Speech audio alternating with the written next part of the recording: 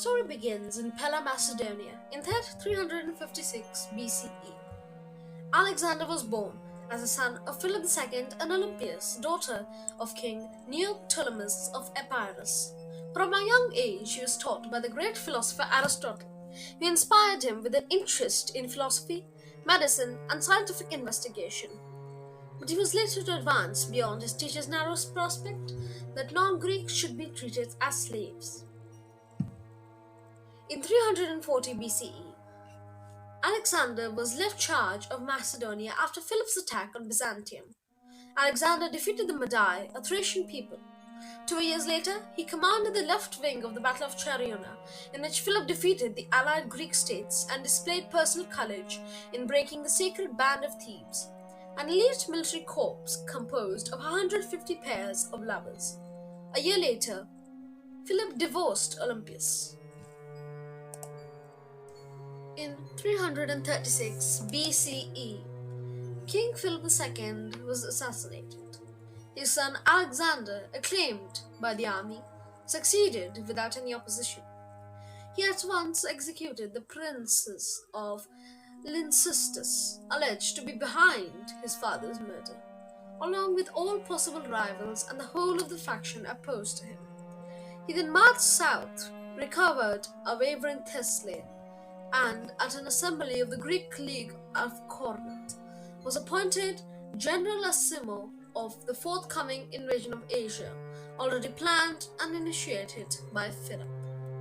Returning to Macedonia by the way of Delphi, he advanced into Thrace in spring 335 BCE, and after forcing the Shipka Pass and crushing the Tlubiali, crossed the Danube to disperse the Getae. Turning west, he then defeated and shattered a coalition of Illyrians who had invaded Macedonia. Meanwhile, a rumor of his death had precipitated a revolt of Theban Democrats. Other Greek states favored Thebes, and the Athenians, urged on by Demosthenes, wanted help. In 14 days, Alexander marched 240 miles from Pelion, near modern Albania, in Illyria to Thebes. Then, when the Thebans refused to surrender, he made an entry and razed the city to the ground, sparing only temples and houses. 6,000 were killed, and all survivors were sold into slavery. The other Greek states were cowed by this severity, and Alexander could afford to treat Athens lightly. And Macedonian garrisons were left in Corinth, Chalcis, and Cadmea, the citadel of Thebes. From his accession of the Macedonian throne, Alexander had set his mind on the Persian expedition. He had grown up to the idea. Moreover, he needed the wealth of Persia if he was to maintain the army built by his father and pay off his debts. The exploits of many other soldiers and armies, especially that of Agesilaus of Sparta, had revealed the vulnerability of the Persian Empire.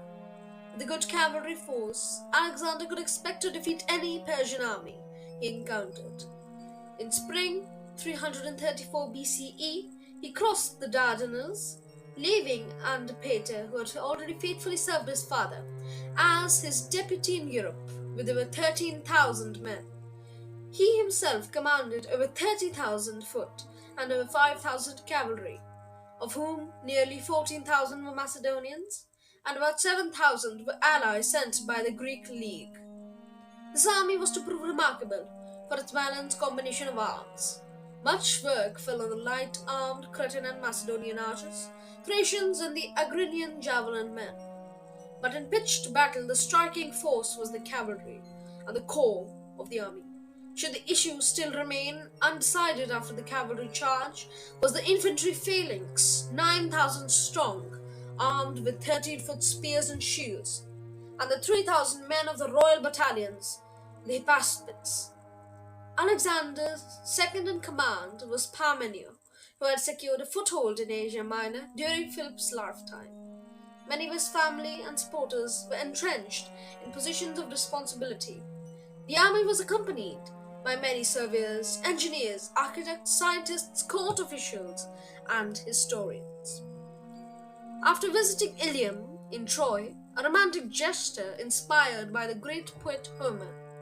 He confronted his first Persian army, led by the three satraps, at the Granicus River, near the Sea of Marmara in June 334 BCE. The Persian plan was to tempt Alexander to cross the river and kill him in the melee. It nearly succeeded, but the Persian line broke, and Alexander's victory was complete. Darius's Greek mercenaries were largely massacred, but 2,000 survivors were sent back to Macedonia in chains. This victory exposed Western Asia Minor to the Macedonians, and most cities hastened to open their gates. The tyrants were expelled, and in contrast to Macedonian policy in Greece, democracies were installed. Alexander thus underlined his Panhellenic policy, already symbolized in the sending of 300 chests of armor taken at the Granicus as an offering dedicated to Athena at Athens by Alexander son of Philip and the Greeks, except for the Spartans, from the barbarians who inhabit Asia. But the cities remained de facto under Alexander, and his appointment of Callus as satrap of Hellenes Point in Phrygia reflected his claim to succeed the great king of Persia. When Miletus, encouraged by the proximity of the Persian fleet, resisted, Alexander took it by assault, but refused a naval battle. He disbanded his own costly navy and announced that he would defeat the Persian fleet on land by occupying the coastal cities in Caria. Halicarnassus resisted and was stormed, but Ada, the widow, sister of the satrap Idrius, adopted Alexander as a son, and after expelling her brother Pixodarus, Alexander restored her satrapy. Some parts of Caria held out, however, until 332 BCE,